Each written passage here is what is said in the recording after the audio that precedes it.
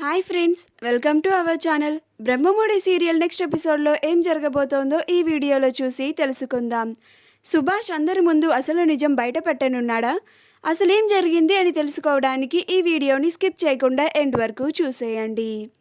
అపర్ణ, సుభాష్ వాళ్ళిద్దరూ వాళ్ళ గదిలో మాట్లాడుకుంటూ ఉంటారు. అప్పుడు సుభాష్ అపర్ణ మాటలు విని ఆశ్చర్యపోతాడు. ఆ మాయని రాజ్కి ఇచ్చి పెళ్లి చేస్తాను అని అపర్ణ అంటుంది. అప్పుడు సుభాష్ అలా అస్సలు జరగకూడదు, ఇలా జరగకూడదంటే నేను అసలు నిజం బయట పెట్టాల్సిందే అని అనుకుంటూ ఉంటాడు.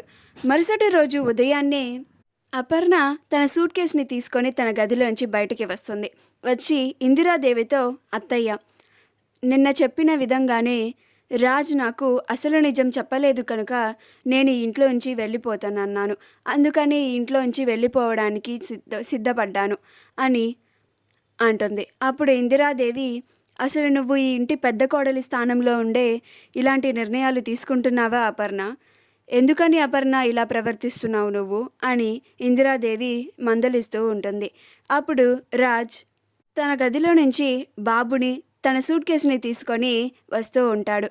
వచ్చి, అమ్మ, నువ్వు నా కోసం ఎవరితోనూ మాటలు పడాల్సిన అవసరం లేదు, నేనే ఇంట్లోంచి వెళ్ళిపోతాను అని అంటాడు.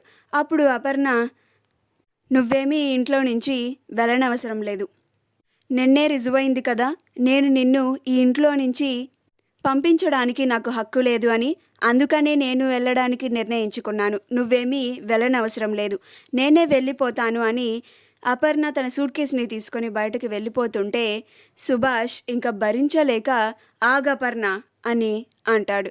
అప్పుడు అపర్ణ ఆగుతుంది. అప్పుడు సుభాష్, నువ్వు వెళ్ళే ముందు నీకు కొన్ని నిజాలు తెలియాలి అని అంటాడు. అప్పుడు అపర్ణ, ఏం నిజాలండి అని అంటుంది. కావ్య సుభాష్ ఎక్కడ అసలు నిజం బయట పెట్టేస్తాడో అని చెప్పి కంగారు పడిపోతూ ఉంటుంది. అప్పుడు రాజ్, డాడీ అని అంటాడు.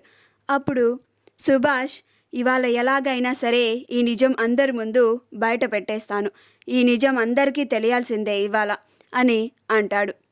అప్పుడు అపర్ణ, అంటే అసలు నిజం మీకు కూడా తెలుసా ఆంటీ?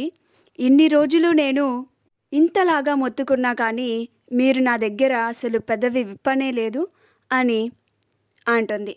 అప్పుడు సుభాష్, ఇంత పెద్ద నిజాన్ని నీకు చెప్తే నీ గుండె ఆగిపోతుందని నేను చెప్పదలుచుకోలేదు.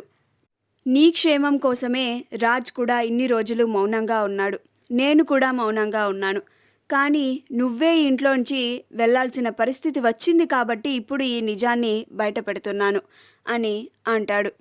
అప్పుడు రుద్రాణి, ఏంటన్నయ్య నువ్వు మాట్లాడేది? మా వదిన గుండె పగిలిపోయేంత పెద్ద నిజమా? ఏంటది అని అంటుంది.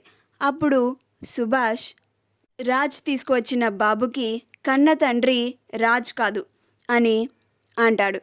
అప్పుడు అందరూ ఆశ్చర్యపోయి చూస్తూ ఉంటారు. అప్పుడు అపర్ణ, రాజ్ కాదా, మరి ఇంకెవరు అని అంటుంది.